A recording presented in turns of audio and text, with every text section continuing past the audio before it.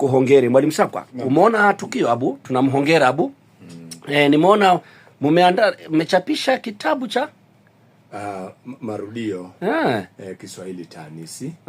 Kitabu hiki kimebeba mtaala wa viwango vyote kuanzia gredi ya 7, 8 na 9. Na namuona Rory Anduvate namjua Abu. Ochanji wapo. Okay, gredi ya 7, 8 na 9 Kiswahili Taanisi. Nikiona vijana kama nyie mnatumia maarifa yenu sio kulala tu. Angalau ni challenge nzuri ya kuandika. Na hii ulinyima miezi kadhaa ngono.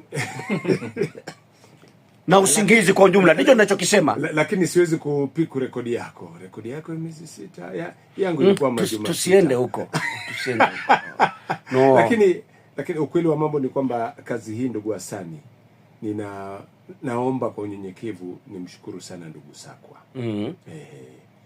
Najua akisema kwamba kazi hii ninaweza kuifanya, alisema kwa dhati ya moyo na kuniamini. Maana mmeshirikiana sana katika uandishi, na si mara ya kwanza. Tangu mwaka wa 2009. Sasa swali ni je, watanunua? Ama swali ni je, vitakapouzwa hela zitaonekana? Kwa hiyo maswali ni mengi kuliko majibu.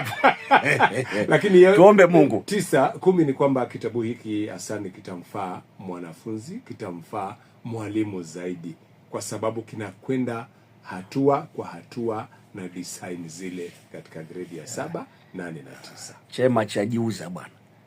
Wacha nimesema maoni yangu. Nimesema maoni yangu. Na sijakuuliza maoni yako Abu. Maana wakati nitahitaji maoni yako, mimi nilisema tu nikuhongere. Chanda chema uvishwa pete. Shukran baba. Si kwamba sijui Abu.